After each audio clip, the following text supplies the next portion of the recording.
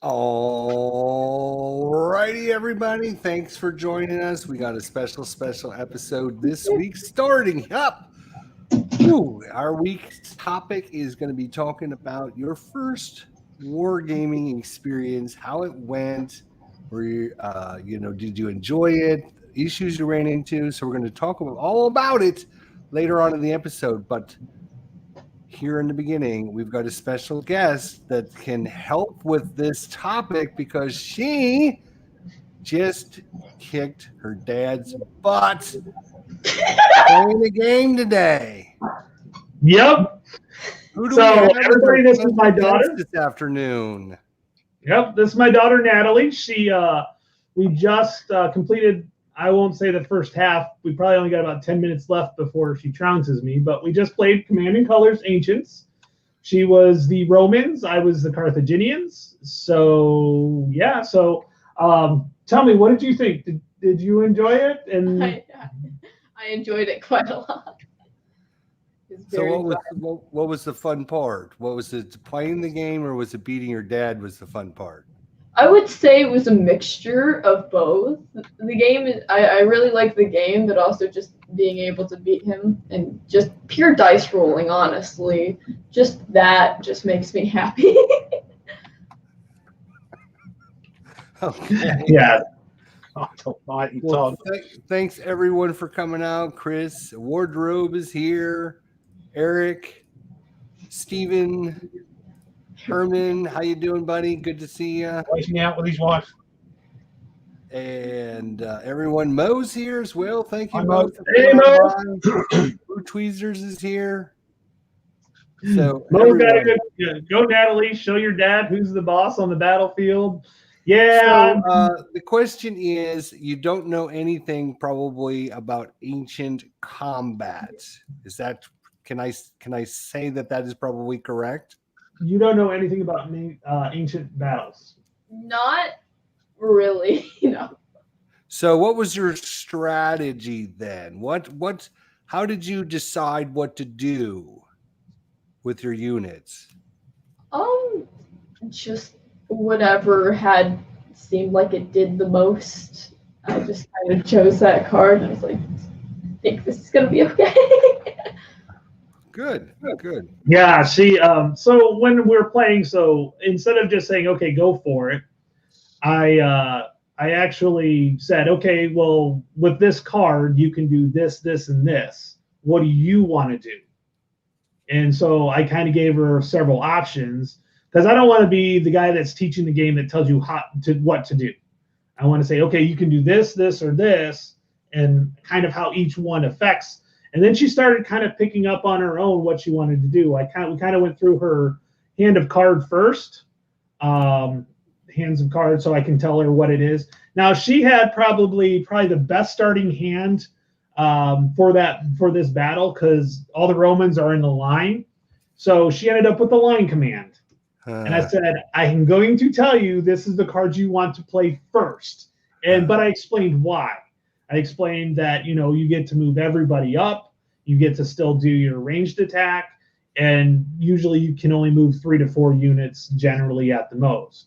And so she actually picked up on that pretty easily on exactly how to keep everybody in line. So she did really good. I have recorded it so you guys can watch it. It will be posted up later on my show, on my channel. So I was very excited, and I do plan on doing more with her, and then also the boys as well. So me and Sean have done some of the Blitzkrieg that was by Hanspiel.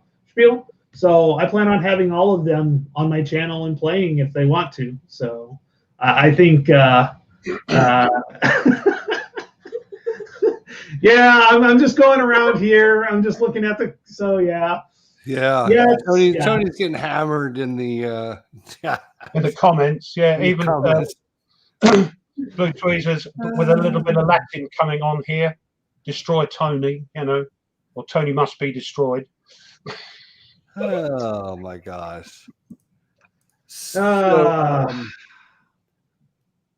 So how would you compare this game lengthwise to some of the other games that you play? Is it Do you think you could sit down and play the whole game, or do you think it's this kind of a game where you'd have to play it for a little while and then come back and finish it up?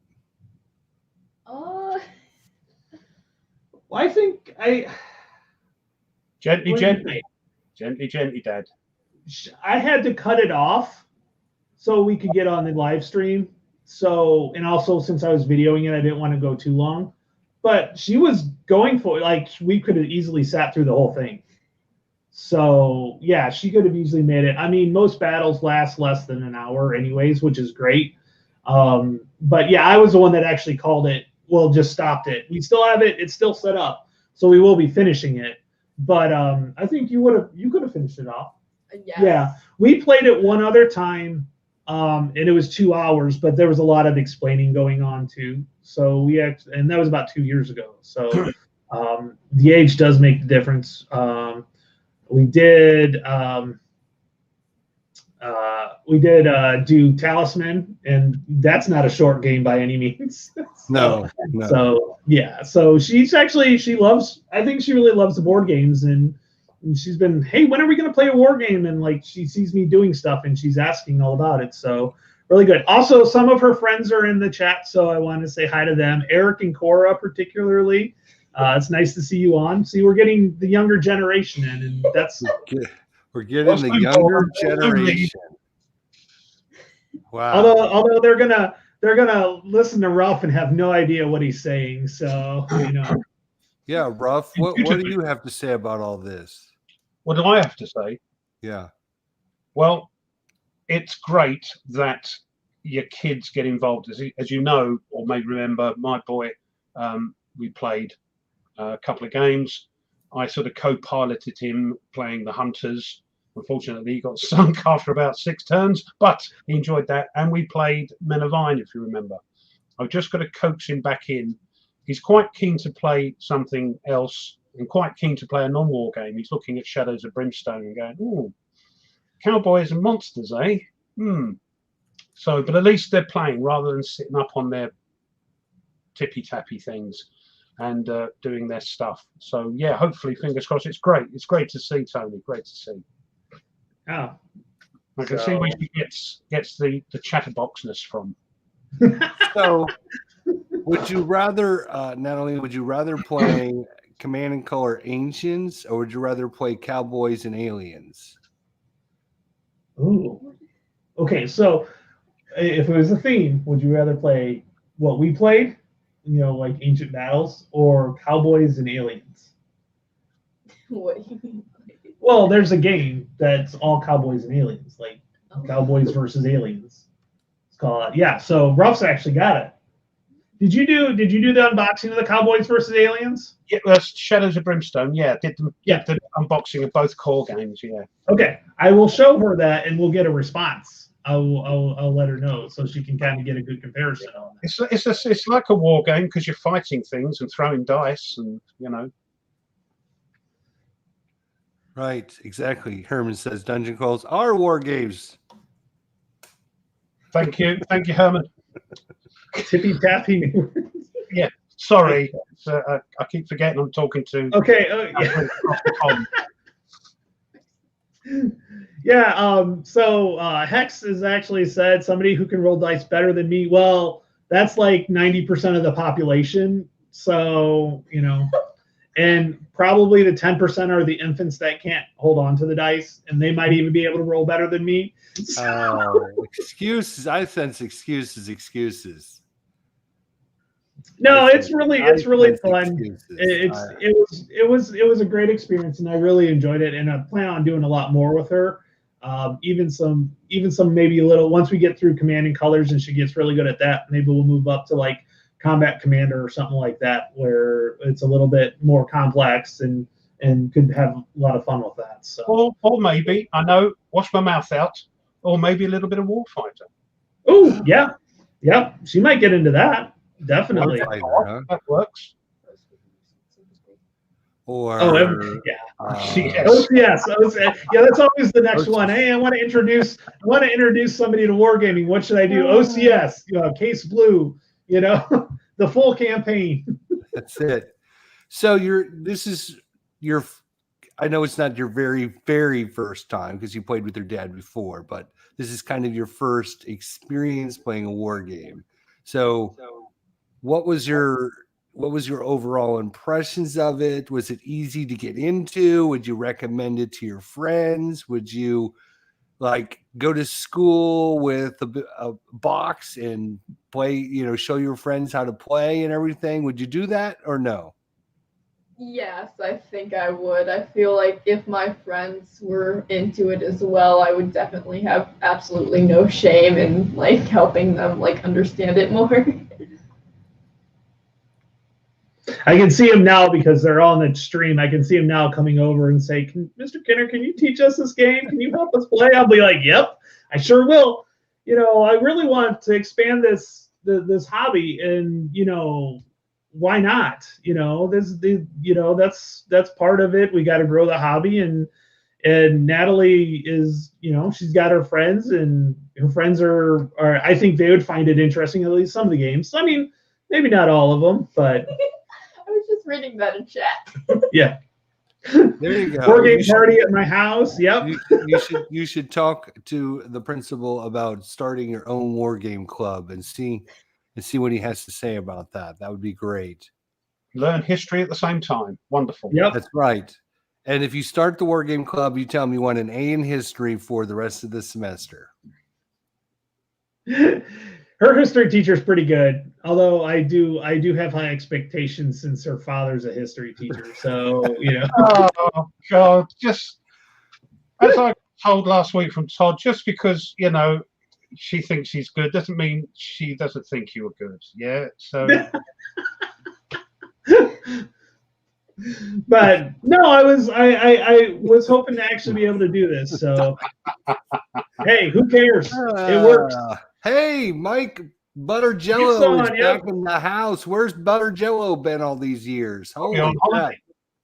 It's been at least a couple weeks since we've seen him. Hopefully all's well with Butter Jello. Oh, he was on vacation. I remember that. He was like actually camping or something like that. He's going to check these things with us first, I think. So our subject today is your first war game and your experience with it. And so Tony was like, hey, I just had a great experience with my daughter, so I should get her on and so we can talk about it. So we appreciate Natalie coming on and giving us her insight on everything and telling us all about it. Do you have any other words of wisdom to share with everyone out there? I mean, especially for my friends who haven't tried it, I would recommend trying it just because it's fun, especially if you realize that you have some strengths over someone who you're playing against, like dice rolling. It's really fun to like. She knows where to throw it. But it's great, and that's got that attitude. Then, and she takes that away with her. Who knows who she might influence a little by little. So I'm just wondering if maybe we should just replace Tony with Natalie on the show. I mean, come on, let's be serious. I mean, we can always see to our aging hobby. That's what we need. We need some youth in our show. So yeah, it's no longer the graying of the hobby; it's the purpling of the hobby. Oh, your purple's not coming out, but she had purple dice in that, so. So I'm like, it's the purpling of the hobby. We're making the use into it. So yeah. So yes, Kev, yeah. What's he put? Yes. Oh, yes. Intellectual upgrade. Definitely. Yeah. But joking apart, it's great to see. I mean, I know how I felt when my son sat down and played Men of Iron Me for the first time. I was like, he's playing a game with me. It's fantastic.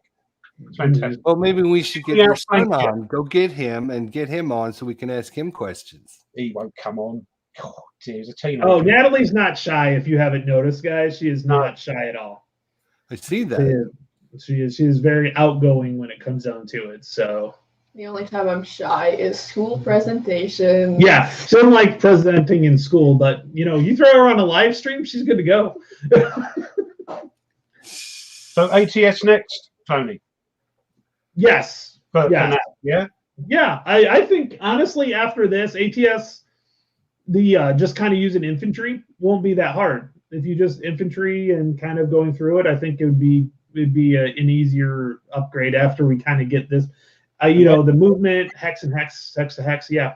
And then she'll really disappoint you by discovering ASL, and then getting her own room with ASL in it. So what about playing solo, Natalie? Would you consider, like, your dad's got a few games that you can do solo without anyone else? Would you play something solo by yourself? I guess I would like to try. I mean, I can't really give my opinion until I try. So you should hook her up with maybe the hunters and see how well she can do in her patrol. Yeah, I should do that. I could just make sure she's doing the roles right, but basically making her do all the choices. All the work, keeping track of all the stats. I just sat with him and he rolled the dice. Well, I said, that's what you do now, and he got the hang of it. Yeah, that'd be a great game. She can beat your score, 128,000 tons. Yeah, definitely.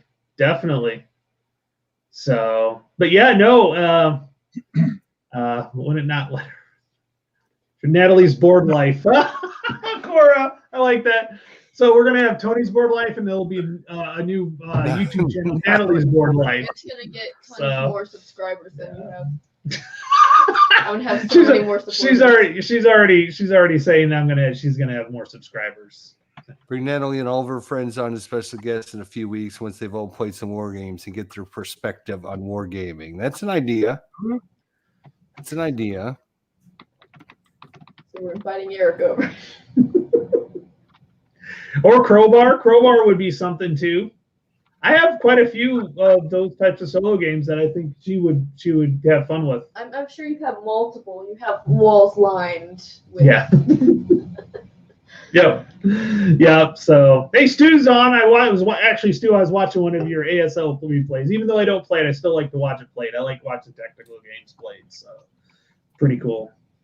You can just give her a few. we could get Mr. Herman Lutman to actually teach my daughter how to play his games. Yeah, so that's true. We could get him. He could teach her how to play the Plum Island Horror and do a whole episode on teaching the younger generation how to play war games. That would be a great video series. Definitely. So, but no, it was. I mean, it kind of worked out perfect topic wise. Of you were saying first gaming experience, and Natalie's first gaming experience basically today. She had one earlier, which was nice. We could build on it, but that was 2 years ago, and so if not longer, it might have been longer than that. So, but I've been wanting to do this for a while, and she's like, "When can we do it?" I'm like, "Well, let's do it right. Let's do it tomorrow." Because it was late last night. She's like, okay. So I took my son out to the driving range, came back, set up the game, had lunch, and then we played. So it was pretty cool. That's good. It's good. So any final comments before we let you go and you and your friends can talk and at that point now? I don't know. Okay. What would you recommend me saying? Well, Jester asked a good question. So you'd recommend this game. So should we have your friends over and I can teach them how to play? I'm sure they would enjoy it. Okay. Your friends in chat, would you like to come over? We'll have to figure out a weekend that they can come over. Figure it out. Yep. So that would be interesting. We would love to hear how you progress through your wargaming career in the next few months and see what your games you're playing. I'm sure your dad will keep up and tell us all the good information. So look forward to hearing about it. Yep. Eric says yes. So Eric is, by the way, one of her friends. So and he's a video gamer. So there's not much difference between video games and board games. Information you'll be giving them in the future is how much I beat you by. Just I'll be like, yeah, she stopped playing because I don't want to admit how bad she's beating me. Well, we'll look forward to watching the video and checking things out today. Yeah. So I know your dad's uploading it. So maybe tonight we'll review it. We'll get a good laugh about it next week when he's Yep. not here to defend himself. Yep. Oh, yeah. Yeah, I definitely sounds like her friends are all for it. So if you like D&D, I can do some stuff with that. So definitely, there's a lot of fun. I don't play D&D, but I've got other stuff that we can do that's similar. So definitely doing more board games. So, well, thank you for coming on, Natalie. Thanks, Natalie. Everyone, wave goodbye to Natalie. Thanks, Natalie. Thanks. Bye. I'll Bye. be back most likely. See you later. Bye. Have a nice stream. Kids, they just love it. Oh my God. Oh. Well, it's true. The fruit doesn't fall far from the tree, right? That's good. You asked me, does she talk a lot? And I was about to say, it's a good question, but I knew that was going to be it. So, but yes, I knew she would talk. So, which is why I was glad to have her on, because I knew she would actually like talk and answer questions. So, worst thing you can do if somebody, when you ask them a question, they're like, yeah. So definitely no. We had a lot of fun with that, and then for sure. Absolutely. Well, thanks for bringing her on. We appreciate that. If you're just joining in our little show here, we do appreciate you guys coming out today and hanging out with us for a few hours and talking wargaming. Our subject today is, of course, your first experience and how it went. And we'll talk about that after a bit, but let's get on to our normal stuff. How was the week that was? Ruff, you haven't talked much. What do you got going on? I don't get a chance with him up there, do I? But especially and his girl. So, crikey, nice to talk. What have I been doing? Not much. Still working on Atlantic Chase. I love the game, as you know, and the videos are turning into quite mammothy things, sort of 50 minutes, and that in itself takes a tremendous amount of time anyway for me for editing. So I'm only able to get sort of one out a week. So there's hopefully another one out next week. I'm not sure if it's going to end there. Depends how it goes. I haven't finished videoing it yet, so we'll see how that goes, because I want to try. I know Kev's been doing it and a couple of other people, but I want to have a go as well as the old bug thing. So hopefully we'll get that done in the next couple of 3 weeks. See how that goes. That's all about it, really. Just same old for me.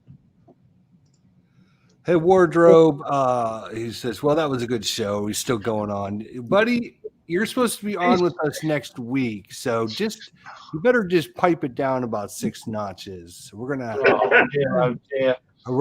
you're gonna start getting it next week from everyone. So Wardrobe is actually supposed to be taking over for Tony, who can't make it again. Oh, so you've got somebody else that don't shut up. Yeah, that's true. You haven't thought that through, have you? I didn't, did I? Oh. I didn't. Damn. All right. I'm still playing battleships, Chris, yes. Who sunk my battleship, right? B-12, right? I think you're trying to make that like a year-long project or something. It's just how it is. I'm enjoying it. I think it's a great game. I think it is. But it's just how it's working out. It's not an AAR. I'm playing the thing through, videoing it as I do it. I've not even played the scenario. I didn't have a run through. I thought I'd just play it cold and see what happens. And my goodness, do some mistakes happen. But there you go. That's what you get, But I'm thoroughly enjoying it. And it is taking a lot of time. But the editing, as Mo will tell you, takes a heck of a lot of time, because, you have to cut out all the sniffs and the coughs and the pauses. And I know there's the pause button on the video, but things like that, you cut it all out, all the sort of fades in and that, make it look a little bit half decent. Takes hours. But there we are. Yeah. That's why I don't do it, because I don't have time. I know. I wish I could just go live, but it's. I have no patience for it. It's like painting My Little Minis. I slap on the paint and I'm like, it looks like crap, but I don't have time to put like actual time into it. There ain't no way. It is. But we do that because we want to put the thing out as best as we possibly could in our own little way, you know. So you'd sit and edit. If I put it out without any editing, I'd get banned from YouTube with all the swearing. Good, I have to cut all that out as well. What have you been up to, Tony? We started school this last week, so my on Monday I had a day off, so I did a live stream of Comancheria, and I had Tweezers and Mike jump in and help me out with a few questions I had. A lot of it was intuitive and it made sense, but I just wanted to confirm, so they were there to help me confirm. And I thought I would have a lot more time, but first week's always it beats me to down. Like, it's usually get home and take a nap because it's a lot of extra mental stress. But getting back into it, I think I'll be able to come home and do some videoing. But yeah, and with Natalie now, I can add a whole bunch of stuff to my repertoire and add to it. But I've actually finally sat down and got and I mentioned this. I don't know if I mentioned it on the stream, but I mentioned it to Jester that I'm developing a module for ATS. So I'm actually going to develop a module in scenarios. I found a really kind of, I hate the word saying fun battle, but an interesting battle between the Romanians and the Hungarians, where this was after Romania switched over to the Allies and the Hungarians were still with the Axis. And it was 1 battalion of infantry and then 3 battalions of cadets. So basically a bunch of West Pointers from the Romanian military academy there. And so it's really, really, it's an interesting, so it's like 1,800 Romanians versus 20,000 Hungarians. And they actually, over the 7 days, put a hurt on the Hungarians and actually we were able to push them back until the Soviets could come and reinforce them. So I'm really going through that and doing the research and stuff like that. So that kind of took up a little bit of my time, and I plan on doing a lot with that. So we'll see how it turns out and if it's worthwhile, and go from there. And you got some new goodies this week, even Yes. though you weren't going to get anything new until you played 3 games. But well, it was a sale. You can't, so I got the Nevsky, which by all means looks really interesting to me. After there's really good tutorial videos out there, and so it was interesting. I was waiting for the sale to come on and for stuff. So I started watching the tutorials on Nevsky, and I was like, oh, okay, I'm going to get that. And then I picked up Rome versus Gaul, and I got that, and I showed that, and it was crazy because the cards are tarot-sized cards, and they come with the card sleeves. Like, GMT included the card sleeves with those cards. So I was pretty amazed at that. Yeah, I saw that. That was cool because they're tarot cards, aren't they? So yeah, and the fact that they did that. Kyle was asking if I've done that battle. No, that I'm waiting till the fall when it's a little bit cooler out, and I can do a tour of the battle. Yes, I still have it. On-site reporter, which never turned out. Well, it will. It just takes time. But yeah, I plan on wait till it's a little bit cooler out. Because it's ungodly hot and humid here. Not like Florida hot and humid, but 90 degrees of humidity. Yeah, so you don't have any idea what it's like down here right now. You got no idea. If I go outside, it's literally melt.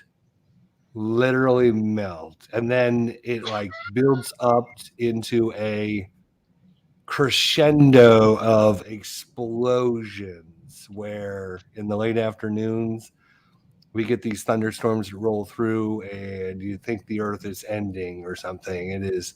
We had one last night that I think knocked out half of our TVs in our house. Oh, yeah.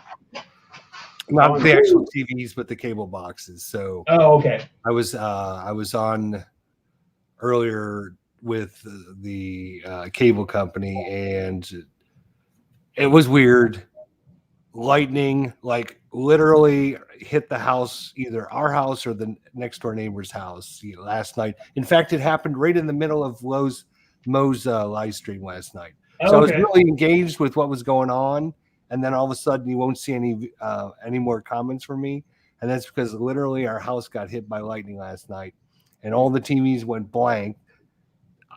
My computer stayed on, so I don't know why all the TVs went out, but two of the TVs never came back on. So, well, as Chris said, consider yourself lucky that you get the heat. We haven't had a bit of heat all summer, just rain. It's been awful over here.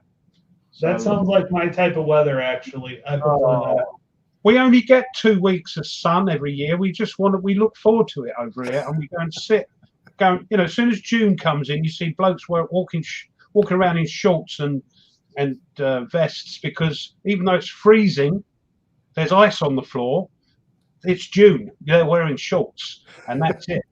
So we do look forward to a little bit of sun, but we haven't had any really this year. It's terrible. Wonder why that is. It's crazy. I don't know. I think partly because where the UK is situated. I remember watching something once where it's situated on the planet.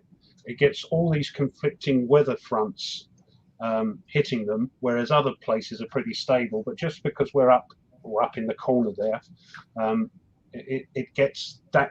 That's why we always talk about the weather, because it's so variable.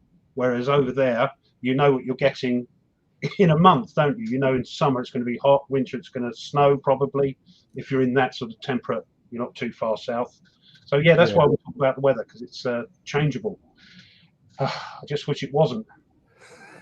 Fred. It's summer right. And the rain's a little bit warmer. But you see, that's why their grass is so green. It rains every day over there. Yeah, heat and rain is in Tennessee as well. So, anyways, we have another announcement coming up for the show. Should we talk about that? Yeah. I think we should, since Herman's here. So, why did he take his lady out to dinner tonight? Have you had an argument? What's going on? He was doing lunch with her again. So Herman came on last week and substituted for Tony. So we got Thank you, Herman. I appreciate it. Yeah, got a good chance to talk with Herman Lutman again, and so he reminded me, when Herman and Mark Walker were on about 2 months ago, they came on our show, and they offered us a copy of In Magnificent Style to give out to our viewers. And he reminded me that we never actually did anything with that. So we are going to be giving that away, not this week, not next week, because Tony's not going to be here, but we are going to give a copy of In Magnificent Style to one of our viewers on the show September 4th. So if you don't own that game currently, I would show up for that episode, because you might win a free copy from the game designer. It's going to be shipped from Herman to you. And if you're really cool and a big supporter of our show, then maybe he'll even sign it for you as a extra bonus or something. So we appreciate Mark Walker and Herman Lutman doing that for our show. We do appreciate it. So stay tuned. Make sure you want to show up for the September 4th show to win a free copy of the game. Can we enter? No. Just being silly. No, actually, I'm just going to give Herman a heart attack in case somebody from over here won it. If somebody won it over there, that's fine. I'm sure Herman would be more than happy to ship it over to you guys there. So yeah, can remortgage. I'm speaking for Herman. He owes us so much. I mean, look at this. His P500s for his game was like at 127. He shows up on our show and it went up over 600 in like a week. So he owes us anyways. The power of the internet. the power of the show. So, anyways, thank you to Herman for doing that for us. We greatly appreciate it, and thanks to Mark for supplying that copy for our show. So we do appreciate it. So that was our little announcement. We'll probably go over that again and talk about it next week. Next week's show is going to be myself, Rough Swordsman, and Wardy Robe. So we're going to get to talk with Wardy Robe. It's been a while since I actually got the chance to talk with him. He came on. Actually, he came on the show. I don't think he ever came on with me and you, Ruff, did he? No, he was on with you. And he was on with me a couple times, and then I substituted. I got rid of him and substituted for you. And I don't know if it was an upgrade or a downgrade, but too late now. Too late. So, I'm ingrained.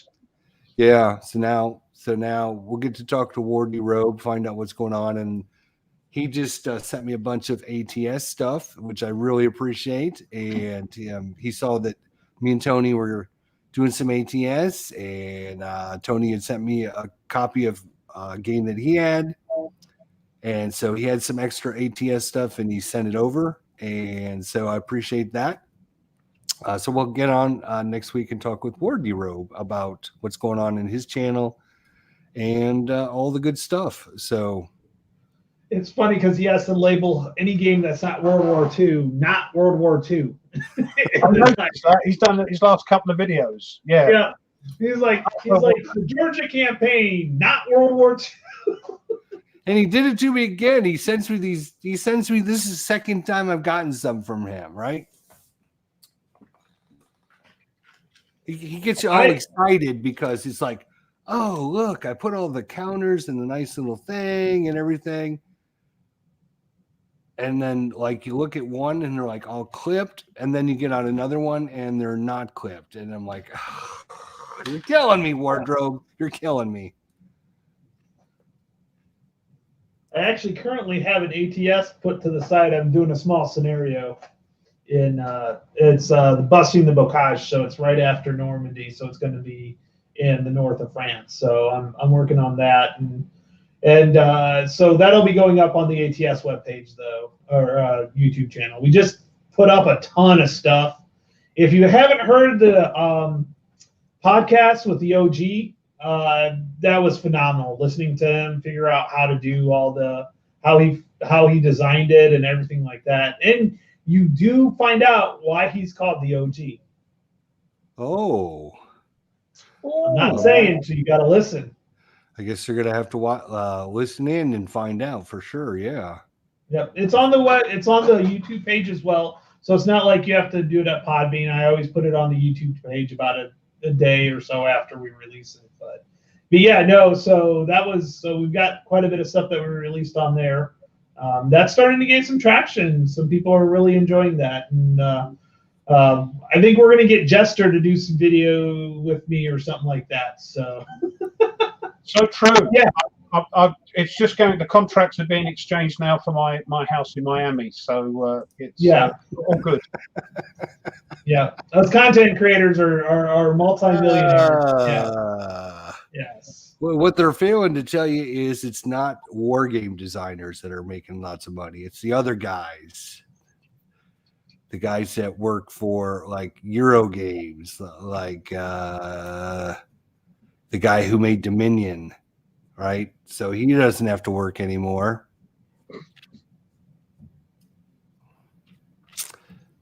But Herman loves what he does, so that's great. Anyways, I got Fields of Fire too because we've been inspired with our little Blue Tweezer thing. Have you guys been watching our Blue Tweezer thing? And Ruff saying that he doesn't need any. He's going to expose himself. I love his little snippet. I told you that in private. What do you mean I'm going to expose myself? Tweezer's got you saying it, dude. Tweezer's got another video on his channel about a little clip of when we had our little thing. I've not seen that. Oh, right. Okay. Oh, yeah. Not seen it. You're busy exposing yourself again. No change there then. Yeah, no, I love that he does that. That is so fun that he does that. So Oh, Jim, it's me. Oh, it's me that said it. Oh, yeah. Great. phew. I remember saying it. I didn't. I thought Ruff said it too, though. So I wasn't sure which clip you got. But We yeah. got to watch what we say I now. was like, yeah. Wasn't I supposed to be exposed here?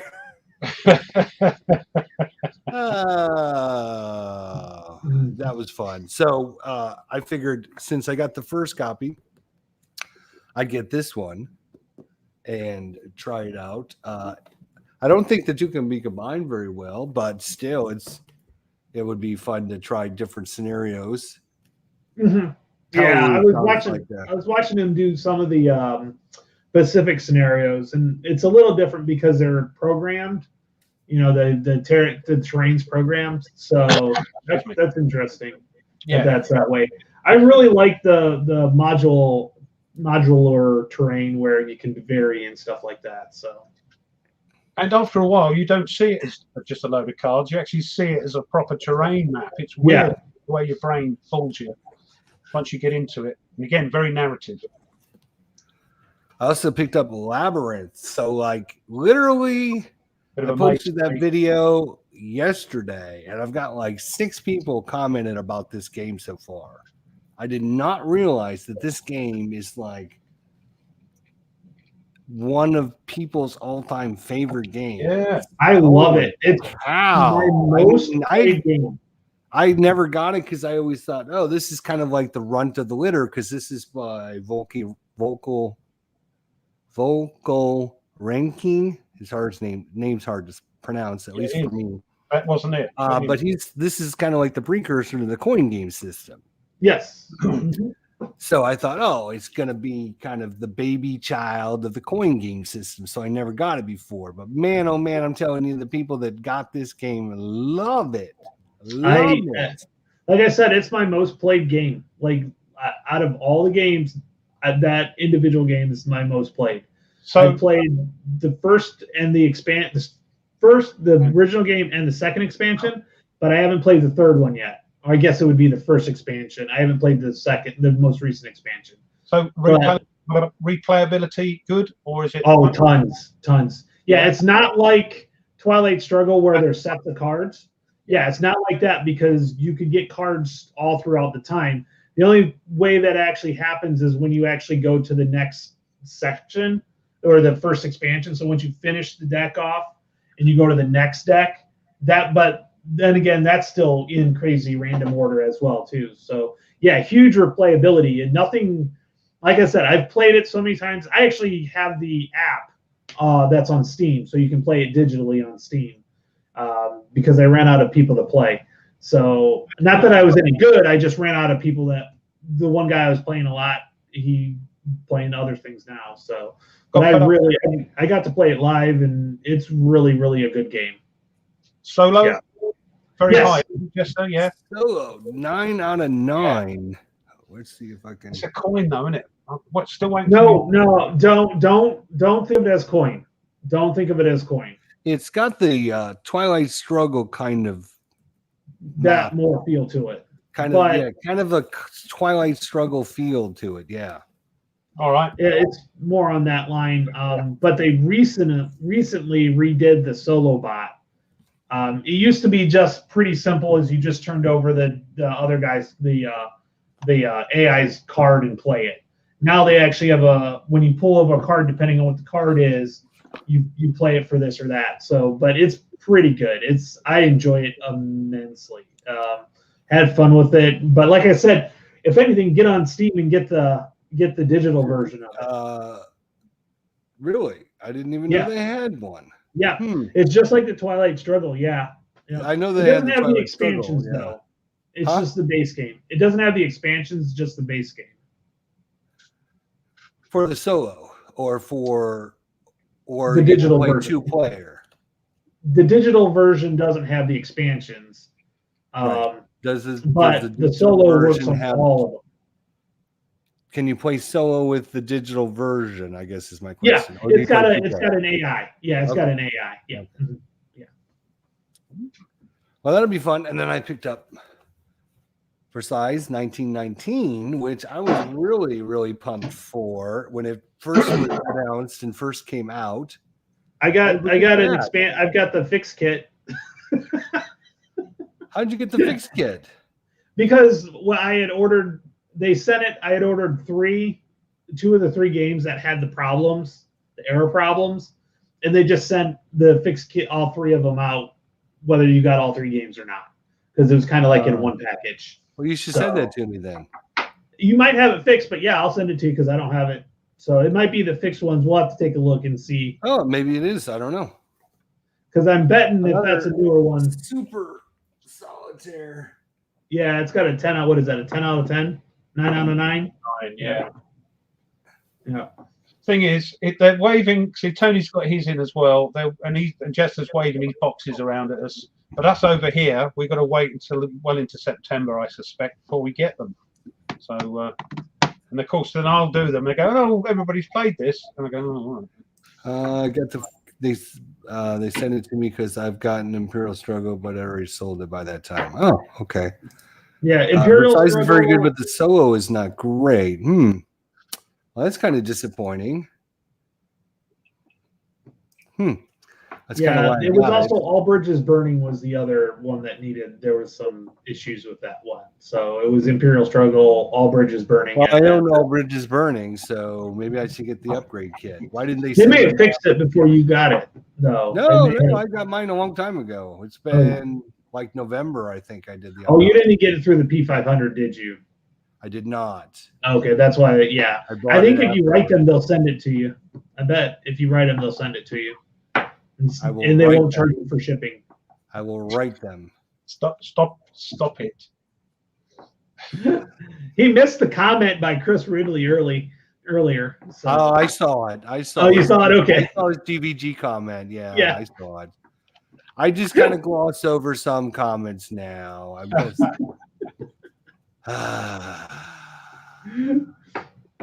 But no, I've actually. So no comments about this. All right.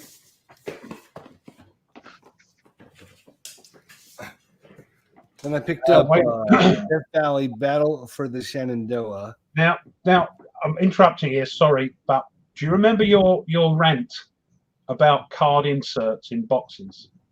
Yes, I love my rant about it. Go ahead. I'm just saying that game has 2 counter trays in it. Which one? Battle for Shenandoah? Death Valley, yeah.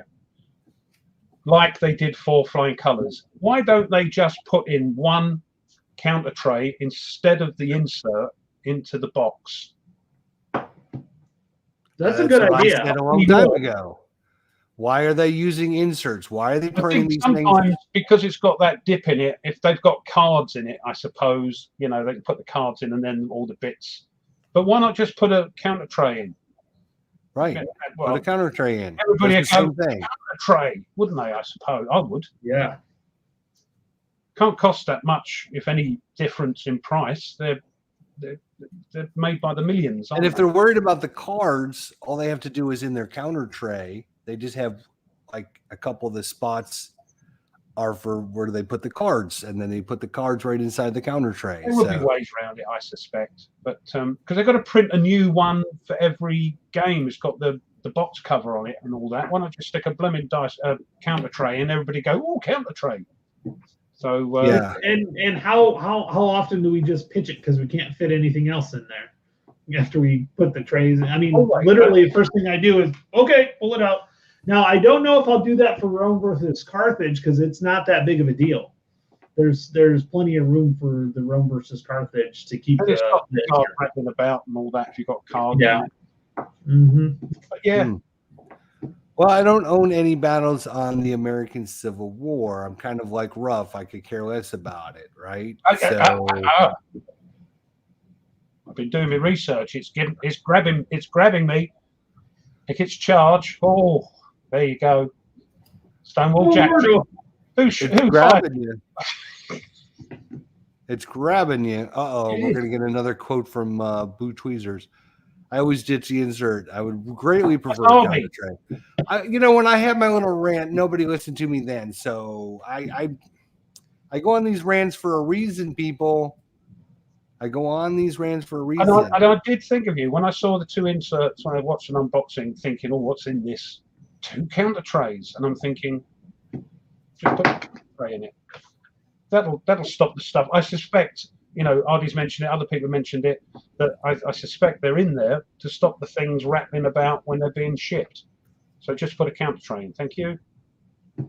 Yep, let's get on that. Yep. I agree. I agree. I actually have bought and I just remembered for Labyrinth, and it's kind of quality of life, that kind of thing. I actually bought the 3-inch box because I can't fit the 3rd expansion into the 2-inch box. So I actually bought the 3-inch box so I could fit all 3 of the expansions in there, because it's another deck of cards. So yeah, it's crazy. So Right. I have a feeling that game might be able to go in perpetuity. That game, they just keep expanding it, because the first one was 2000 and whatever, and the next one was like 2000. What was it, like 2020, 15 or something like that? 15, I think, because it was 15. It was 2015 dash and a question mark. Yep. So that game probably can go in perpetuity. I don't know. We'll see how it goes. But I haven't played the 3rd expansion, and I really want to, just to see, because the 2nd expansion or the 1st expansions add so much to the game. But I like playing the first, like the base game, and then adding the 2nd expansion on, or the expansion on, and because you kind of do 2 decks, and then you go through that deck with that, and then so I'm kind of curious to see what the 3rd deck adds, because I'm really curious, because that 2nd expansion adds the Arab Spring into it, so it'd be interesting. Can you do it solo against the AI with the expansions as well? Yes. Yeah. Mm-hmm. Yeah. Okay. Yeah. Each expansion has their own player, because some of the cards they want you to play and some of them they don't want you to play, depending on the situation. So it's kind of like the coin where you look the card number up and see if you play it. Right. It'll tell you what they to have do it with like it. that. Yeah. Mm-hmm. Right. Yeah. So that but was I loved that game, and that was just. But yeah, talking about quality of life with adding like the counter trays in. I wish that I would have had the 3-inch box. I wish they would have sold it the 3-inch box the first time, instead of the 2-inch box, because then I would have enjoyed that. So because the expansions don't come in boxes. No, they come in the old zippers, don't they? It comes in the Ziplocs. Yeah. I mean, they did that. You can fit. What? So they did that with Space Empires. It was in the 2-inch box, and then they realised you still can't get it all in though in one box. As Greg found out, Grant from Players Aid found out when he tried to fit all the 3 expansions. And I'm Grant. Yeah. Into the one box. So yeah, they do try, but if they keep bringing out these expansions, then maybe just bring out one of the expansions in a box. Yeah. Yeah. Right. I mean, they do that with like Combat Commander. A few of them are in plastic, but like the major expansions, if it's a major expansion, put it in a box, then you can put the minor ones in that box. So I mean, they do it for Command and Colors Ancients. I have 2 of those expansions. So what about the Next War supplements? They're in Ziploc bags. They don't add that much because there's no cards in that.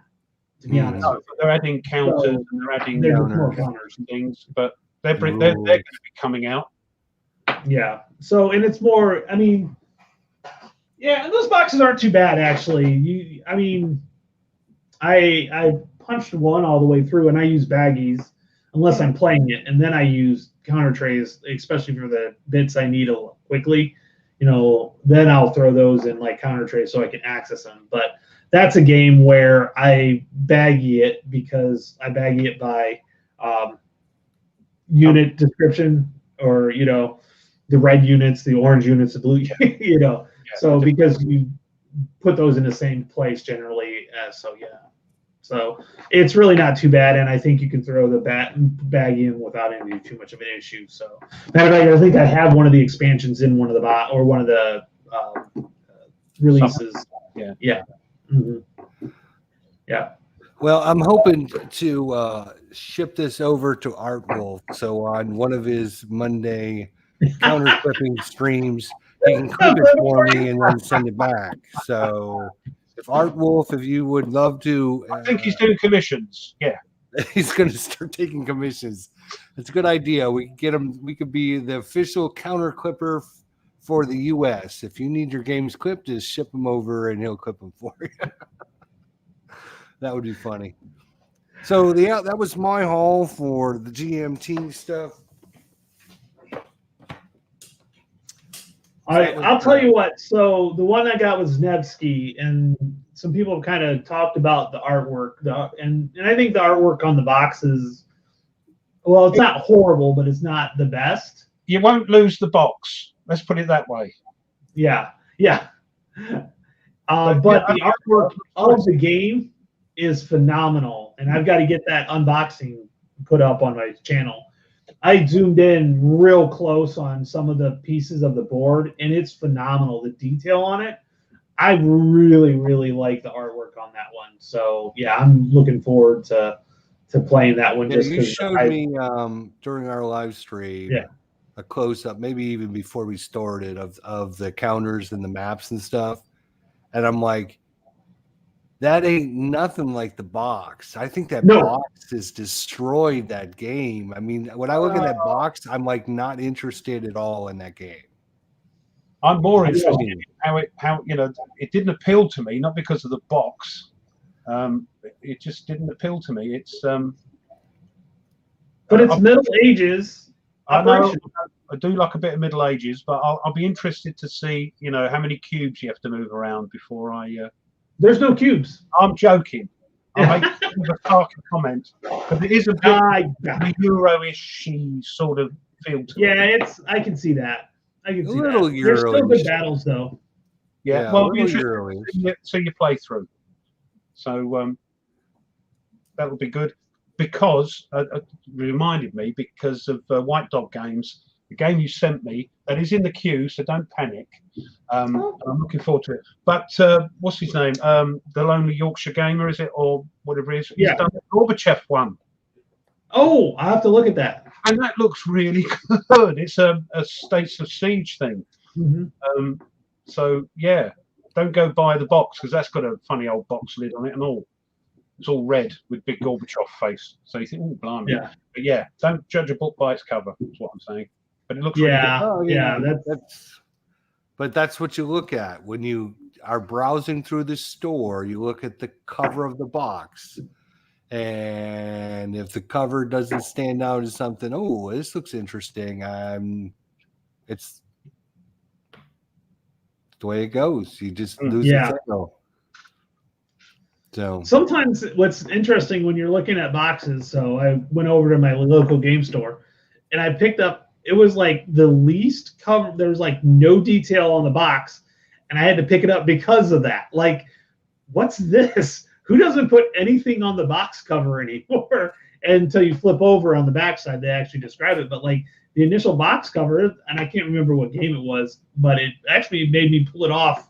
I don't think it was anything I wanted to get, but it actually made me pull off the shelf. I was like, well, there you go.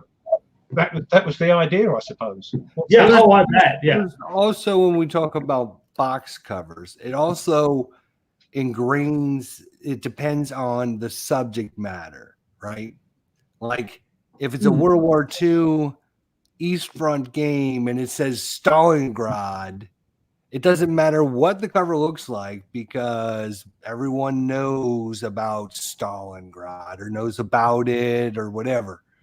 But when people say Nevsky, I have no idea what it's about. You got to give me some kind of clue. And when I see a big blue ship with clouds, I'm thinking there's something wrong with this picture and not interested.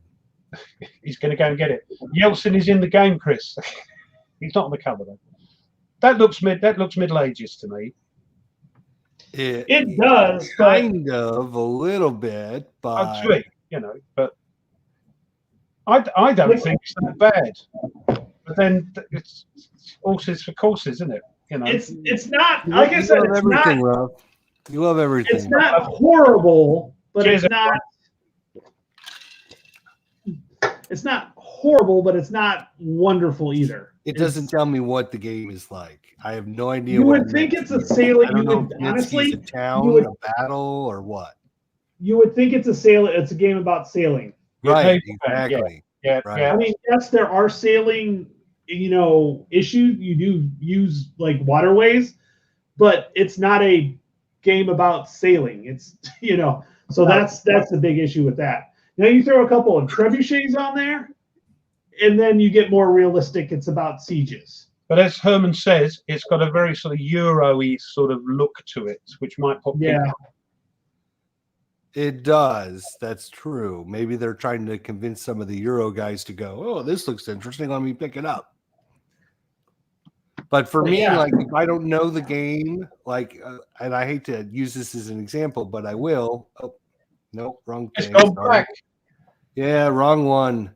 Right. So when I look at this, right, and I see this cover, all right, I can see, oh, this is a game about creatures and bad things happening. The text is showing me it looks like some kind of a nuclear holocaust meltdown. There's like a reactor in the background. So I get a lot of information by this cover to this, right? That to me is good because it helps me know what the game is going to be like. Oh, but yeah, these look great. Yeah, I mean, they've got the little. So it's point to point, isn't it? Yeah. Point to point without the circles. But yeah, no, it's the artwork's phenomenal. The box does not do it justice. It really doesn't. Does not do it justice at all. Matter of fact, it detracts. Because I'm colorblind, any subtlety in the colors would be lost on me. That's just garishly sort of pop art sort of colors, garish day glow. I think that's why I think I talked about because I haven't actually seen the thing. Yeah, no, it has definitely has a medieval feel to it. Like the artwork's medieval. There's not like, there wasn't during the medieval times. They didn't have the like depth idea. Everything was all, and it's kind of got that feel to it. So yeah.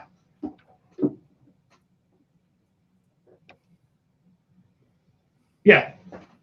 So yeah, we're all catching up on the comments, guys. Yeah, we're just looking and trying to make sure if anybody brings keep it up. Keep an eye on Chris. Yeah. We gotta watch out for that Chris and this Mo guy, man. Mo's got some good comments. We should try to get that Mo guy on our show once in a while. I'll tell you. He always has good comments. And they did a really good show last night with David Heath, and they talked about the shipping problems and all of the new game that's coming out and the new designs and everything, and just talk about the game in general, lock and load in general, and a lot of really good information. So if you guys haven't checked out Mo's channel and watched his interview last night with David Heath, and the designer was again Sean Kruger. Thank you. Nations at War, man. That's why I know. So yeah, just go check out the live stream from last night. They did a great job, and we would love to hook up with Mo and his crew, the Whiskey Charlie crew, and do our game. Fishing for that every week, and every week Mo cops a deafen. That should be trying to tell you something. He does what? Cops a deafen. He cops a deafen. I have no idea what the frick that means. Cops the deafen. He doesn't hear you. He acts like he doesn't hear you. It's like, did I hear something? Well, one of these days we'll get together with them. I mean, I think timing is everything, right? Yeah. Yeah. I'm just Here's the they got a lot of things going on. We got a lot of things going on. I don't know if we'll ever find a time where all 6 of us are available to do something, but if I keep pressuring it, sooner or later it'll happen. He's still waiting for the Vassal model for Battle for Armageddon. So that's I think that's Well, I mean, we suggested tank duel then if they're if they can't do it, we can do a tank duel battle. Because we get 8 people, then we can get we could throw Herman Lutman on our side, and then they can get one of their designers on their side. And what designers against would be YouTubers. Ooh, that could be interesting. Oh yeah, there's a good idea, right? Huh? We could get Buttercello and Herman and a couple of the other designers, and they could take us on in a little tank battle. That would be fun. Something to think about. Something to think about for sure. Yeah. I am kind of bummed with all the shipping problems because there's some good stuff in the works that is going to be delayed. But I still have plenty of stuff to play.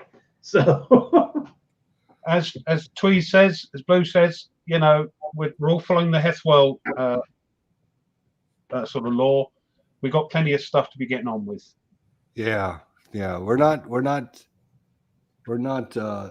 Doesn't mean I can't wait to turn up. taking our first game, right? So we've got plenty to keep us busy for sure. Look at Buttercello is now talking smack. See, I knew it. I knew it. As soon as you start talking, it's the smack talk comes out. Yeah.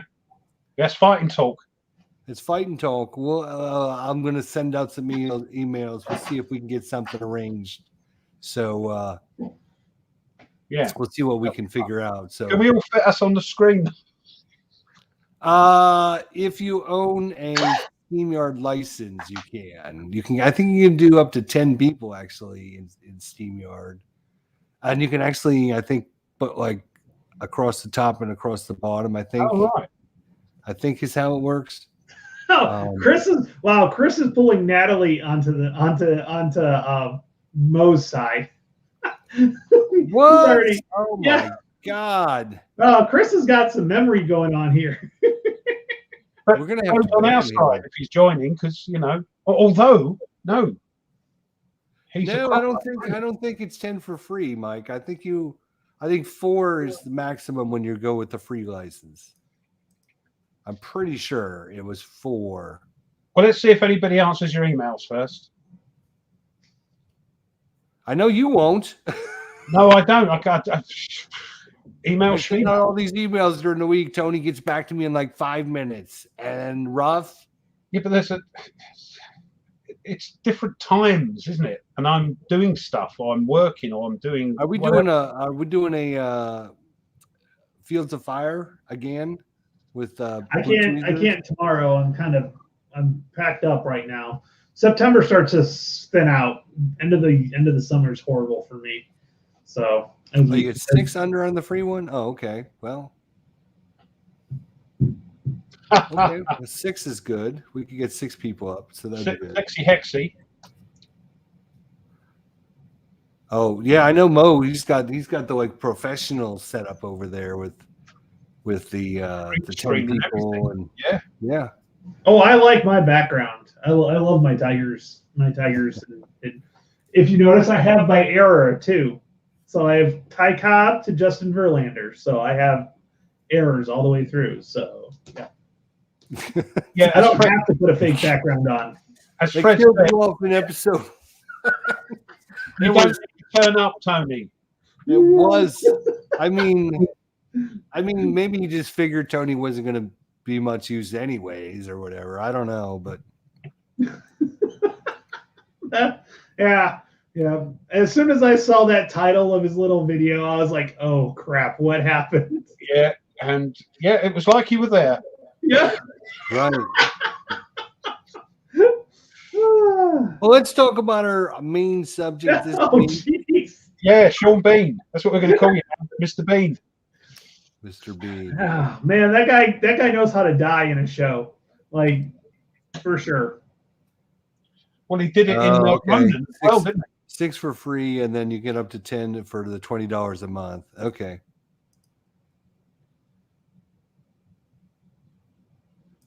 I don't know. I don't know what I've got going on tomorrow for sure, but I'll let you know, Blue Tweezers, because we need to finish that up. We're getting to the point now where we're almost over the hill. We're getting to the point where we're almost over the hill. So our subject matter for today is how did your first wargaming experience go? Since we had on Natalie earlier to talk about her little experience. And now, I don't know. I mean, some of you maybe, it's been 20, 30, 40 years since you've had your first wargaming experience. Might actually take you some thought on this, but how did it go? Do you remember your first wargaming experience? Were you interested in it? And I'm talking about it just like, I'm not just talking like playing Axis and Allies or something like that. I'm talking about playing like an actual war game. How long ago was it? What was your experience? What made you come back? Why? I know, Ruff, you took a big break between your wargaming, and when you came back, so what was that like for you? Was it getting back into it? It happened by accident because I got back. I've always played board games, regardless of whatever it is. Always played as a kid, and at Christmas, me and my brother always got 3 or 4 big board games to play. So when I got back into it, it was non-war games. It was things like Tiny Epic Galaxies and that sort of thing. And then suddenly I saw a couple of YouTubers whose shall remain nameless because they cost me a lot of money. I thought, yeah, I remember my dad playing these games, and I was never interested. It's always fantasy or that type of thing. And so I said, right, let's have a go. And as you know now, the first game I bought, like a fool, was that one. Yeah. Our first game. And even though it's hard and I struggled and played it probably wrong, loved it. And that was it. I was hooked. And watched another couple of YouTube, and I thought, that looks fun to do. Maybe I should have a go. And that's, the channel started with me playing Warfighter, because that was, I think I got Corsair Leader next, and then Warfighter. And Warfighter was my first video series, and then I think Corsair Leader. But thinking back to what I used to play, never played Axis and Allies, played Risk, loved Risk, played that. And the other game, it's not really a war game, but has a war theme, was Escape from Colditz. I used to love that, Escape from Colditz. You don't know what I'm talking about, Tony, do you? No. Oh, youth of today. So, Escape from Colditz, loved that, and Risk. So that's really the first sort of... I did have a little go at Squad Leader with my dad, but even he said, crikey, look at these rules. And, that was tough. But, that's it, really. And then I was into fantasy games, and then we got things from SPI, so the War of the Rings and all that sort of thing, and Ares magazine and all that. And then into Magic the Gathering and blah, blah, blah, blah, blah, Dungeons and Dragons, all that sort of nonsense. So there we are. So Risk and Escape from Colditz, which I might get just to get for old time's sake, and it will probably be rubbish when you play it again. They never go back, Right. There you go. Tony remembers. We have Avalon Hill Luftwaffe, which was amazing. I think the more relevant question is, are you able to remember your first wargaming experience? Okay. Fred says the gamers Thunder at the Crossroads loved the older system and the uncertainty it introduced.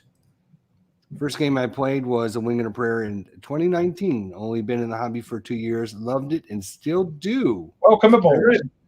There you go. Good. We love hearing comments like this. Herman Lutman says Avalon Hill Stalingrad was the first when I was 12 years old, and my brother and I played entirely wrong, but I loved it anyways.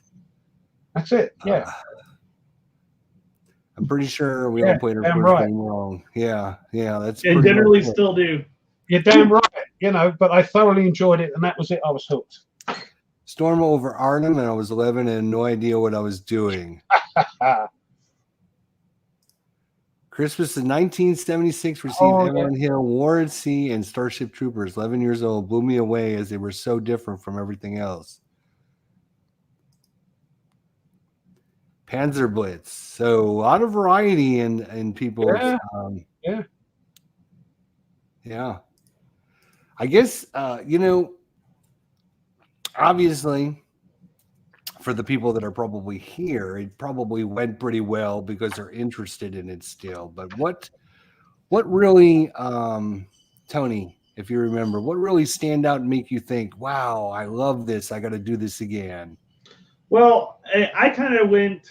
So really, my first real war game, if we're not going Axis Allies, was my first video that I did, which was Fortress Europa, the Avalon Hill version, because I saw the history and I was like, oh, and I got it for like $10 on eBay, so I got it real cheap. So I was like, oh, this is pretty cool. So I ended up buying it, and I loved the idea of the counters, how they flip over, they get reduced. I thought that was like the first time I saw anybody do that, I was like, that's the coolest thing. Mm-hmm. Mm-hmm. Now I realize it's like across the board. Yeah. But but the first time I saw it, I thought that was just the neatest thing. And that's what really stuck, was really the history and just replaying it and viewing it from the commander's view and seeing some of the issues that they had to deal with. That, I mean, we don't even get to really see a lot of the issues, but when it comes to terrain, getting logistics, supply, things like that, it just, to me, the whole back of everything was really, really cool. I really, really that's really what made me stick to it. And then I realized, then I saw how big the genre actually was, like the availability of different time periods, everything. Yeah. It's weird from my point of view as well, because even though I didn't play war games as a youngster, I was intently interested in the Second World War, which is weird. Why I didn't play war games, I don't know. It never crossed my mind to have a go. So my father had Squad Leader and Sea Lion and a few others. But yeah, it's weird that I've been intently interested in the Second World War since I was a kid. Hence, you haven't seen the other load of. They're all books, or World War II and history books or military history books. But it's just struck me that it's weird that I've got all this interest in the Second World War, but never picked up a war game until much later on. Weird, isn't it? Yeah, very much. Yeah, very much. But there you go. I'm English. Well, that explains a lot. That's for sure. That's for sure. I remember, let's see, it was sixth grade. So how old was I in sixth grade? 14? No, like 12, 13. 12, 13. Well, probably 11, 12, because my daughter's 13 and she's an 8. All right, Teach. All right. So I was, and there was a game store that was like 20 miles from my house. And I remember talking to my friend, and I'm like, dude, we got to go to this store, man. There's some cool stuff in there. But my mom wouldn't take me. So I convinced my friend that we were going to bike over there. And it was just around the corner. I remember that, telling him, oh, it's not too far away. It's not too far away. But it was like, literally, I remember it was like 2-hour bike ride away. We got there, though. It was pretty, I only had like $1 in my pocket, but I got to look at all the games. And then I ended up convincing my mother later to buy one of them for Christmas. So I got one for Christmas. So that's how I got started.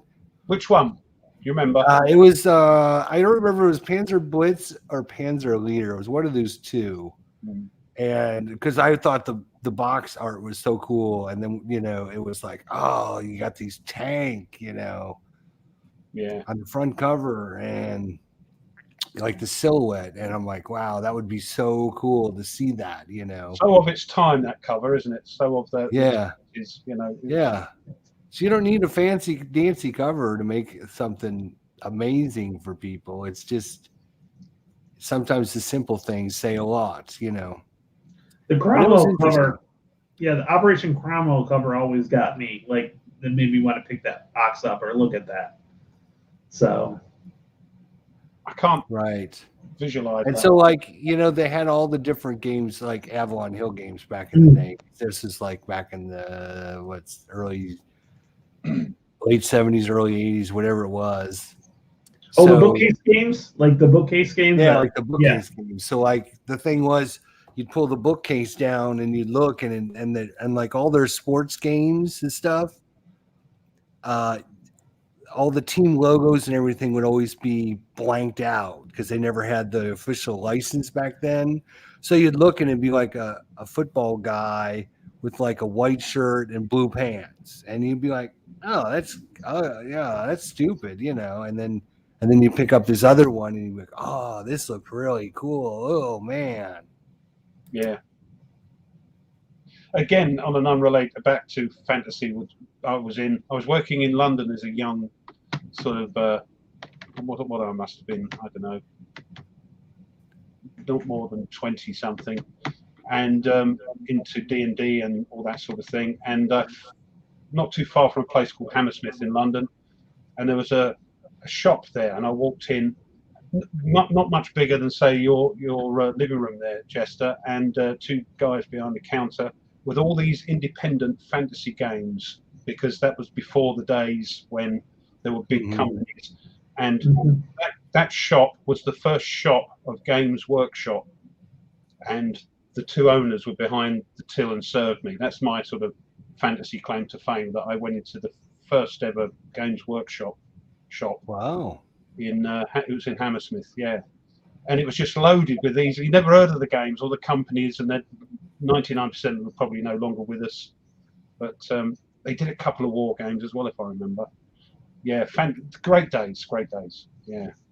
Yeah, in high school, I remember some very epic Axis and Allies games, like literally watching the sun go down and then watching the sun come up and playing the whole night through. Like, I couldn't do that even if I wanted to now, but yeah. I mean, we would go and we'd, whoever the Axis was, because there's like 5 of us, so we split it up. There's like 5 real. So you have Japanese, and then you had the Germans, and then you had the Soviets, the Allies, the Soviets, the Brits, and the Americans, and we always split it up between the 5 of us. And we would go off on our own and make our strategy and say, hey, you got to move over here. Well, why don't we do this? And then we'd kick the other side out so we could look at the map, and then they'd kick us out. And yeah, it was epic games of Axis and Allies, just going back and forth, and it was so much fun. And now I could even do that with a lot of the cardboard counters. But I remember I bought 2 games. So I bought Axis and Allies, and then I bought a legit Civil War game, U.S. Civil War game. This was early 90s. And I opened up the Civil War game, and it was all hex and counter. And I was like, what's this? And I kind of like put it to the side. Now I regret. I keep trying to find out what game it was to see if I could get it again, just for, but I can't even remember what game it was or what even color the box was. I think it was the Victory Games U.S. Civil War, the Victory Games version, I think. But I can't be 100% sure for that. It could have been some independent publisher that we just happened to come across that nobody in the world knows who it is or what it is. So, but yeah, because like Axis and Allies had the miniatures. Right. I was in high school, the miniatures were cool. Hey, little tanks, little boats moving all over the place. Yeah. Now I'm like, forget miniatures. I'm good with, give me some cardboard and some squares, and I'm good to go. And a pair of tweezers. And a pair of tweezers, yep. And a clipper, and we're happy, aren't we? Well, Jester's not happy with the clipper, but everything else he's happy. I don't care. It's sources for courses, isn't it? It's what yeah. I know. Thanks for not caring, Rob. I appreciate that. Topics that are covered nowadays. It's really cool. Hold on, we got a thumbs down. Now we've got to say then we've got to override that thumbs down. So smash that like button. That would be great. Somebody gave us the thumbs down. Unbelievable. Whoever it is, it was probably whoever gives Kev's the thumbs down all the time. It's probably Kev. I was going to say it was probably Kev then. He was probably thinking since we all showed up to his thing, and he was probably thinking one of us gave him the down thumbs. So he was going to give it back to us. Wow, that's I enjoyed that after stream. Yeah, I enjoyed that.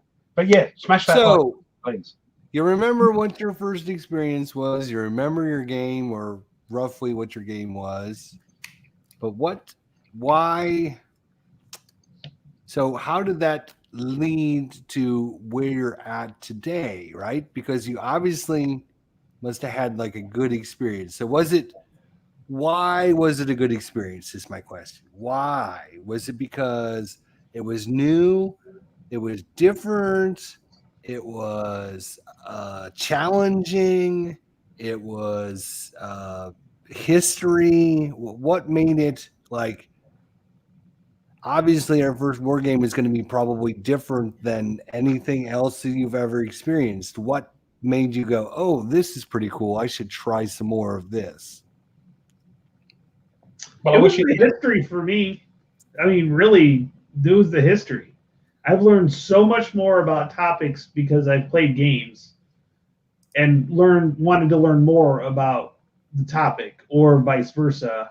I don't know how many times I watch a documentary and be like, oh, is there a game? And I'm like instantly on BGG or someplace looking to see if there's a game on that topic. That just pushes me farther to learn more games and learn more about these games. Just going to say, with me, the first game when I got back into it, Fields of Fire, it was like, what the hell? What the heck is this? This is wonderful. Using cards as terrain, and as you say, turn them over to reduce them, and it's complex and it's thought provoking and it's telling a story. And then after that, I think it was Corsair Leader, and I thought, is this what war games are like? They're so different, and they're so full of history.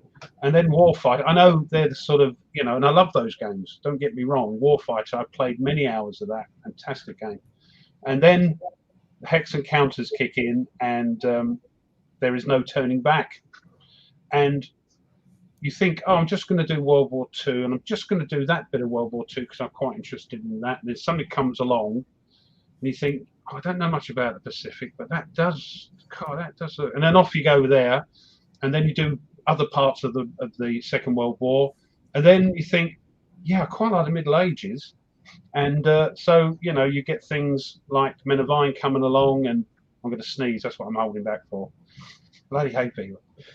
Oh, excuse me. So, and then, it's just, and now it's the blooming American Civil War. What's going on? I've watched a couple of videos, and two reasons. One, I was interested because I knew nothing about it really, and I was amazed that the Confederacy was actually classed as, in their eyes, as a separate country within America. And I think, wow, with their own president, and about the generals, learning their names and all that sort of thing, because forearmed is forewarned. So when you play the game, at least I won't be sort of completely naive. I am quite naive, but not completely naive about what's going on. So when I play this battle, I recognize the generals, and I now recognize how the units are organized, brigades and corps and all that sort of thing, how they used to do it during the American Civil War. So yeah, it's just never ending. God help me if I get into Napoleonics. Right, I was going to say. This is an awful hobby in that respect, because it's never ending. It's a never end. It's like the expanded universe. You can never keep. Some people are very disciplined, and they can either keep to one game, like say Advanced Squad Leader or something like that, and that's all they play. And other people are just interested in Bulge or Eastern Front or the North Africas. But then there's people like me, and I suspect the majority of us are like, yeah, bring it on. Yeah, I know nothing about that. I'll give that a go. And but you're learning all the time. That's the wonderful thing. And I keep spouting to, I shouldn't call her Mrs. Ruff because she's not. And I keep going, do you realise, blah, blah, blah. She goes, oh, that's interesting, dear, not now. And That's what it is. Yeah, you can't wait to tell something to somebody. You just found out something. I pick its charge. You think, my goodness, what bravery, and how many people got killed? They just mown down as they were running forward towards this line. Bonkers. Yeah, amazing. My wife's the same way.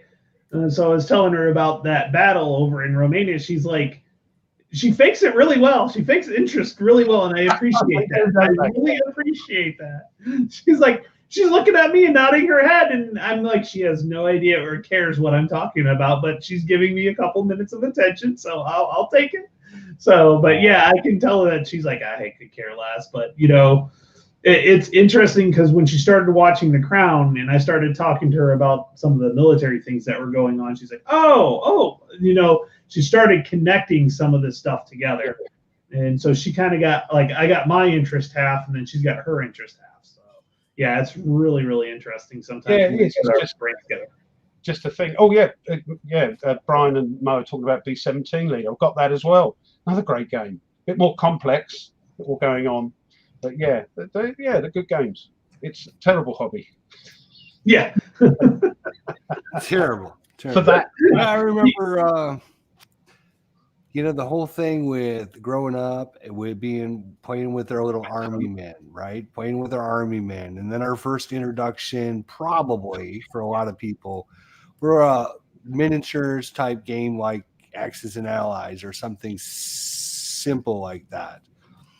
And then somehow we got involved in more complex things. And the reason I liked it, to be honest, I'm probably one of the weird ones, was I didn't like history when growing up or anything, or I didn't think I did.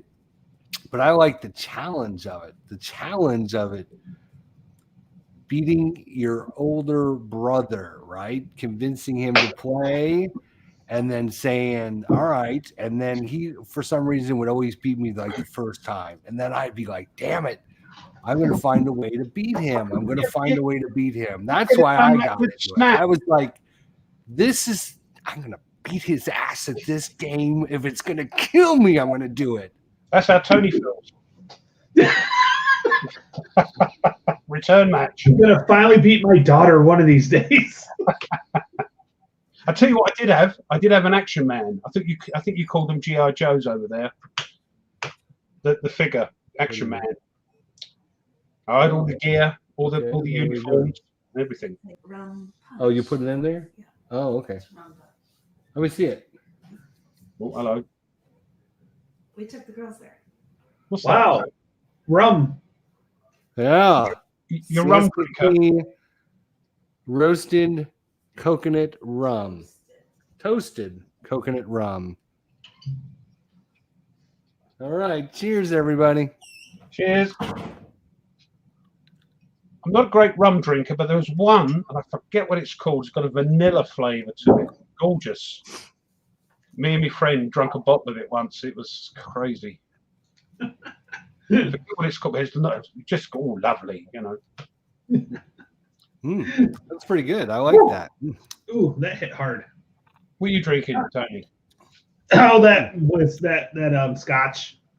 Yeah, I can't. That actually is aged in rum barrels. So I haven't drank much of it since our last show. You treat it with respect by just dunking it out the bottle. Yeah, you tramp. Yeah. Right.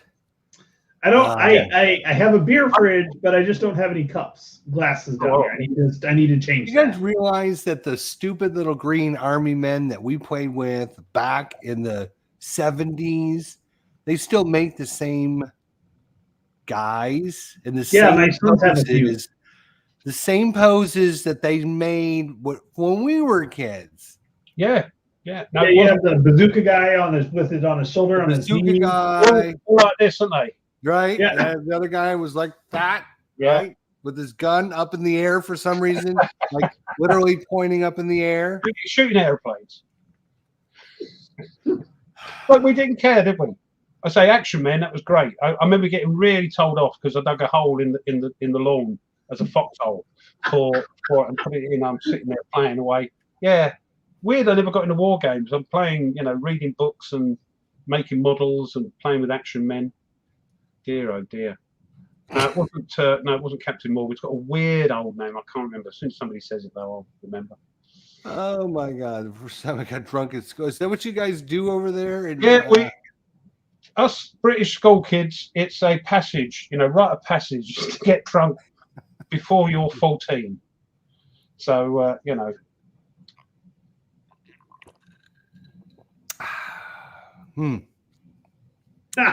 Arr. Yeah. Wow. Yeah, it's a good game. I have to get. What happened? I'm still here. I was like, what Can't happened? get rid of him. I can't get rid of him. Can't get rid of me, mate. Can't get rid of him. That B-17 leader it's a good game. There's a lot into it. I've got to get that to the table. I really do, because I really want to play it. Was that on your list of 10 things you were going to play? No, it's on the 20, but it's not on the 10.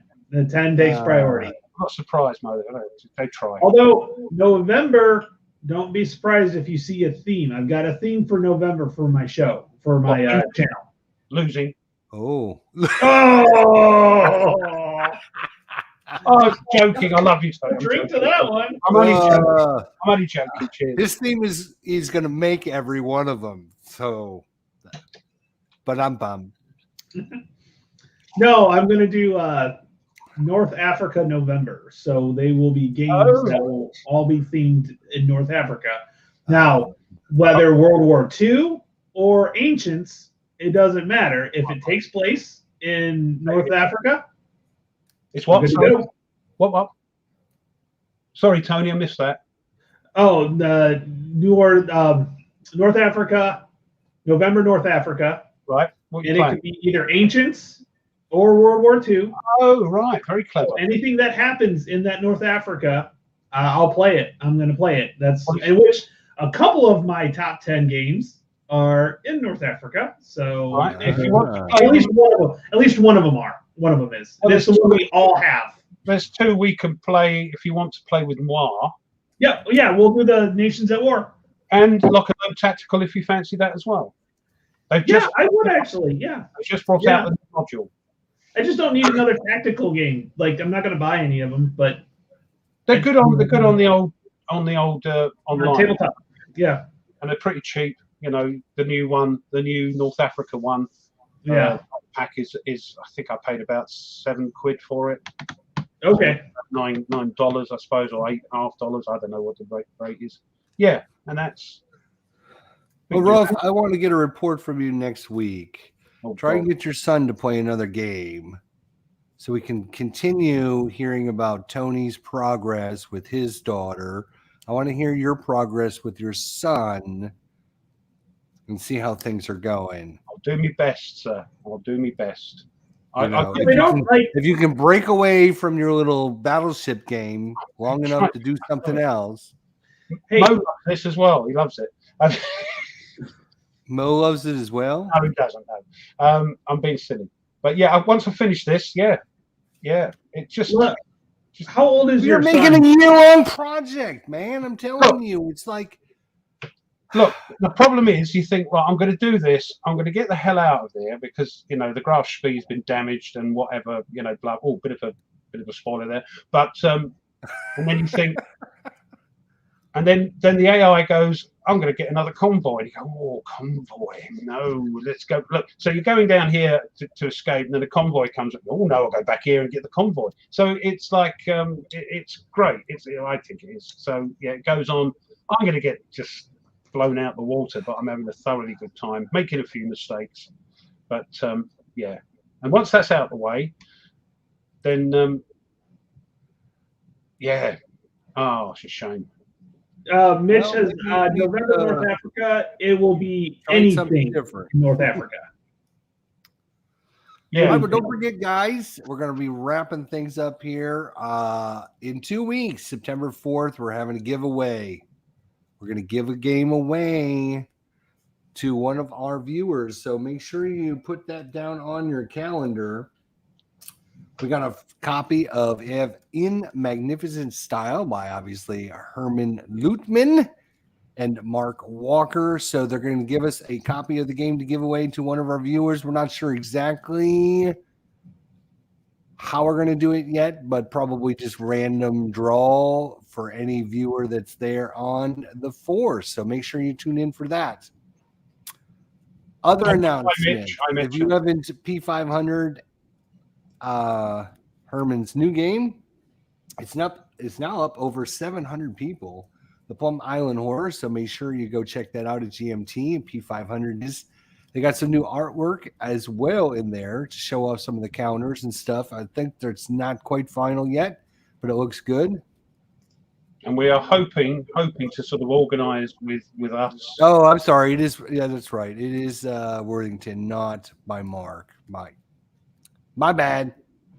Oh, right. I'm just going to say about Plum Island Horror that we're trying to organise with Herman sometime in the near future a live playthrough of the sort of play testing stuff on Tabletop Simulator. So hopefully that'll happen soon. Looking forward to it. Yeah, we're going to pressure Herman into that. We're just waiting on the assets to get made in Tabletop Simulator so we can do the world premiere of Plum Island Horror and show you guys how that plays. So that'd be super cool. What other announcements we got going on?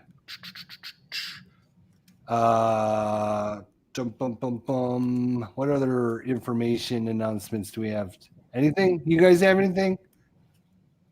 Yeah, check out ATS. We've got a bunch of stuff coming up next week. I want to make sure I get that in because we put a lot into it. We just had our OG interview like we talked about, and then a couple of walkarounds of a couple of modules. Next week we have some opposed play, me and Mitch being opposed playing one of the OG scenarios. So that'll be on next week. So got to make sure we do that. Also, Herman says In Magnificent Style is Worthington, not Mark Walker. Yes, I got that. Thanks. Okay. Oh, okay. I didn't know. I'm sorry. I was looking up something. So he got that. I misspoke. Yes. He's been told off. It's all right. Okay. I've been told off. Yeah. Okay. I'm good. Heard. Ruff, what are the kind of announcements you got going on? Oh, Tony, your announcement is you're not here again next week, and we're having Wardrobe plays World War II. So probably next week we're going to be talking about World War II. Huh? Yeah. Except when he doesn't. Yeah, like Ruff said. Except when he doesn't. What's coming up in your not a War Game Wednesday this week, Ruff? Well, there may be. Well, I've gone a bit bonkers on the old Shadows of Brimstone. There's, and I tell you what, Mage Knight is back in stock over here. The Ultimate Dewberry one. The alternate edition, yeah. Yeah, but it's £120, and I'm thinking, no, it's a lot of money. I know, and I've watched another few playthroughs, Ricky Roll and some other people, and I'm thinking, you see, Shadow of Brimstone's nonsense. You go into mines and kill monsters. Folklore, another thing, opens up a world of places and things to visit, and I quite like that. So I might stick with those two. And that I blame that on my youth, doing what I used to do. And the other one that Tony's got, the what do we call it? I'll find it now. Oh, Shadows of Kilforth. Yeah. And, yeah. Great art in that one. Yeah, great art. That'll do me. But there's a few unboxings because I've got things like characters, heroes, and things, and a couple more sort of expansions coming up. So they'll be popping up on the channel, and people that are interested will watch them. And if you're not, you won't. But for now, we've got hopefully another episode of the playthrough of Atlantic Chase. When that's done with, I know people are doing it, and Kev's done some stuff this afternoon actually, but I want to have a go at that because I enjoyed Crossing the Line arc, and that was my first Hex Encounter game that I played, and thoroughly confused me, and I played it probably wrong, but again I thought this is wonderful, the way it works and all this sort of thing. So we'll probably do that, and then after that I'm not sure, but I feel Lock and Load coming. I feel a Lock and Load binge. What can I Mm. write with Lock and Load? Lock and Load, no, don't work, does it? Lock and Yeah, Load. Kev, get you going on that again? I'll Huh? be. Kev, get you going on that again? The Lock and Load Tactical? Yeah, he's playing it, and I've got the problem with Lock and Load Tactical. I'm a bit frightened to video it because I play it and I twiddle about with it and I love it, but I don't feel confident enough to play it and video it. Whereas I would be with Nations at War and even, dare I say it, World at War 85. But Lock and Load Tactical, and I want to do it right. So it might mean taking a little sojourn off while I sit and play through a bit of Lock and Load Tactical before I play it, or will play it if you like. Tony, and we can muddle through, and we'll try and get somebody to referee that knows what they're doing. Maybe Stefan or something like that, and see how we go from that. But yeah, and then eventually, I just want to do a bit of the stuff I've got here. I want to do a bit of Shadows of Brimstone or whatever. But it's finding the time. These darn war games get in the way, which, you know, I'm not complaining, but, you know, not enough time. Right. It's all takes a lot of time. Yeah. Yeah, I'll be getting some ETS stuff probably clipped this week, and counters and unboxings. I'm probably not going to be playing an actual game for a while. I've got 4 boxes of ATS stuff. I think your box, Tony, was already clipped. It's fully clipped. Yeah, it's fully clipped. Yeah. So But I got all the stuff that Wardrobe sent me that I've got to clip. I've got a bunch of stuff that I've just got in that I need to get separated, do unboxings, clip the counters. I know a lot of people are wanting me to get this Lambert on the table, so I'm going to try and do that sometime soon. And I got 2 big orders coming in this week, but they're not war games, so you guys might not be interested. But I got 2 of them coming in this week. So, hopefully tomorrow at Blues Channel at 3:00, we're going to be playing some Fields of Fire in Vietnam. So hopefully check out Blue Tweezer's channel tomorrow about 3:00. Look at our YouTube and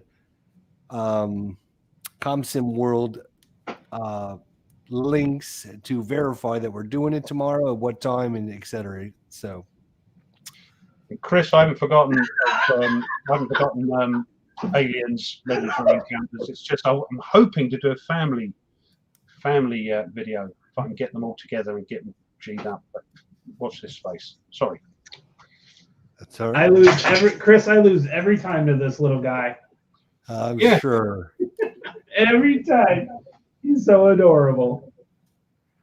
No, check out Mo's channel. Check out some of the great content creators that come by and support us. Go support their channels. Mo did a great job yesterday with Whiskey Charlie and interviewing Lock and Load and OG and stuff. So make sure you go support all the channels that support us. We love the guys over there at Mo's Gaming Table. Yep, Whiskey Charlie. You guys are great. And one thing I was going to mention, but I didn't want to say anything because Ruff was in the middle of his thing, is Mike Better Jello says that the tank duels in North Africa and the Battle Pack #1 is getting very close to being shipped by GMT. So good to hear that those pre-orders are getting done, hopefully going to get fulfilled. So if you enjoyed Tank Duel, go get on the P500 and get the he's got 2 new expansions. One is the North Africa, and another one's like a battle pack that just adds some new variations of the tanks and stuff. I've got them pre-ordered in the P500. So yeah, support Mike Butterjello. He is a great friend of our channel. While you're there, you might want to P500 the Plum Island Horror as well. And I think that's about a wrap. And Wolfpack by Mike. Oh, and Wolfpack, that's correct. And Wolfpack as well. And hopefully Mr. President one of these days, Tony. It's actually looks like the art's pretty much still finalized. So I'm just going through and I'm on a year 2. So that's going to be my Fridays from now on. When I get home from school, I'm going to just jump on and continue to play test on the Fridays. And that's what I'm going to aim for is Fridays, and then if I add a few more times. But I definitely want to get that in because it is a phenomenal game. They've done a great job with it. Mike's done a great job developing it, and I really want enough people to play it because it's worth it. It's worth the time. It will be a monster game by all means. I mean, it's going to be big, and then it's going to be big. So it's going to be a monster solo game and totally worth it. But then for us guys, maybe Mike should get Natalie to play it so we can find out if it's a good game or not. He's usually with me, so he knows. Actually, he wants me to play it so he knows if it gets broken really quick for bad players. So maybe he needs to make an easy. He's got new charts and books. Oh, cool. Email them to me, Mike. But maybe they can make an easy mode for me. Figure out a way to make an easy mode, and that's why he needs me to play it. And Tony, for us over here that have no idea how your political system works, maybe do a playthrough one day so we can get an idea and see if it's something we like, because it's so different the way you do things over there politically. Yeah. Definitely.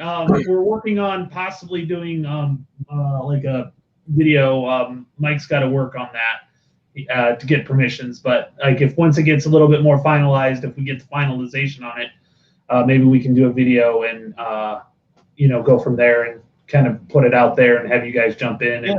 I'm interested to see it. And the other thing, Mo, stop doing those NATO videos, please, because you're going to cost them money. It's going to cost you more money. That's right. Right. All right, guys. Next week it'll be me, Ruff, and Wardy Robe, unless something comes up and he can't make it or whatever. But we are trying to schedule him in. We should be good to go. And of course, in 2 weeks, September 4th, we got a giveaway of a game of magnificent style. So hopefully you'll be able to show up for that. And Tony should be back for that episode. So everyone, thank you guys for coming out. We do appreciate you guys spending a couple hours with us every week. We love you all. Don't forget to smash that like button. Smash that like button, and we'll see you all next time. Thanks, guys. Thank you. Thanks, guys. Have a good week, guys. Have a good week.